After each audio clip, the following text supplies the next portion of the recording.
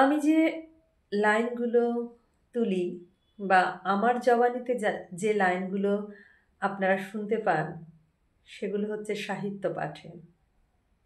সেগুলো সাহিত্যিকরা তাদের দর্শন, তাদের দৃষ্টিভঙ্গি, তাদের চিন্তাধারা, তাদের লেখনীর মাধ্যমে সমাজকে দিয়ে গেছেন বার্তা। যারা বই পড়ে উঠতে পারেন না বা বই পড়া তাদের পক্ষে সম্ভব হয় না বা সমস্ত বইয়ের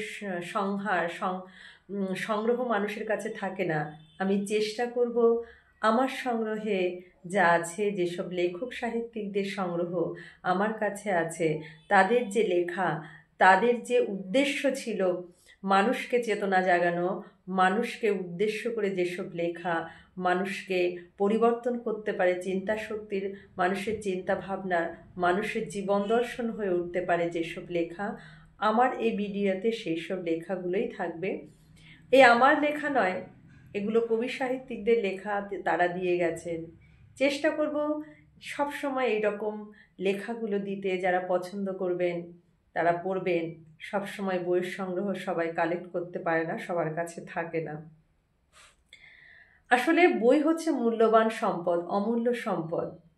যারা বইকে সঙ্গী করে উঠেছে তারা জীবনের অপার রহস্যের খোঁজের সন্ধান পেয়েছে।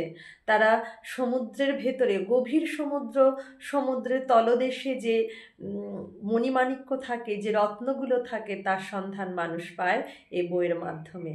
বই হচ্ছে অমূল্য সম্পদ। আজকে যে লাইনটা আমি পাঠ করব সেটা তারাশঙ্কর বন্দ্যোপাধ্যায়ের গ্রামের চিঠি রচনার ছকু চ্যাটার্জির জবানিতে গ্রাম সম্পর্কে লেখকের ভাবনা ব্যক্ত হয়েছে। গ্রামের মানুষ যেসব চিন্তা কল্পনা করে, গ্রামের মানুষের যে কথাগুলো বলা হয় তারই কিছু অংশ এখানে আছে। আমার মা বলেছেন, নিজের পুণ্যের কথা বললে সে পুণ্য ক্ষয় হয়, কীর্তির কথা বললে সে কীর্তির বুনিয়াদে ফাটল ধরে, নিজের বেদনার কথা বললে নিজের অপমান করা হয়, নিজের সুখের কথা বললে অহংকারের পাপ স্পর্শ করে। ঠিক তাই, গ্রামের মানুষ সরল সাদা হয়, সরল সাদাসিধে মানুষ। বিশ্বাস করে যে কোনো কিছু বলে দিলে সেটা ক্ষয় হয়। তারাশঙ্কর বন্দ্যোপাধ্যায় এখানে এই কথাগুলোই বলেছে যে নিজের বেদনার কথা বলে নিজের অপমান করা হয়।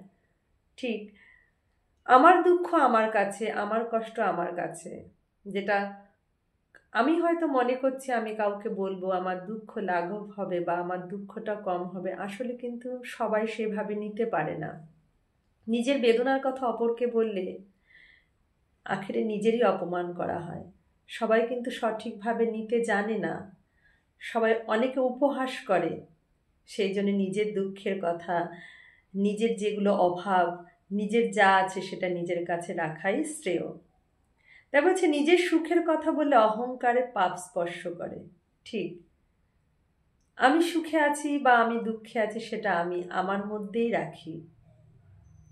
আমি খুব সুখে আছি, কিন্তু আমি যাকে বলবো আমার সুখের কথা সে হয়তো খুব সুখে নেই, সে হয়তো কোনো, তার কষ্ট বা সাময়িক কিছু সমস্যা আছে, সে হয়তো শুনলে তার কষ্টই অনুভব হবে বা তার সে ভাববে আমি অহংকার করে তার কাছে প্রকাশ করছি।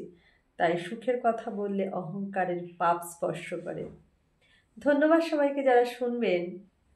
সবসময় চেষ্টা করবো এরকম কিছু সাহিত্যিকদের লাইন তুলে আনতে।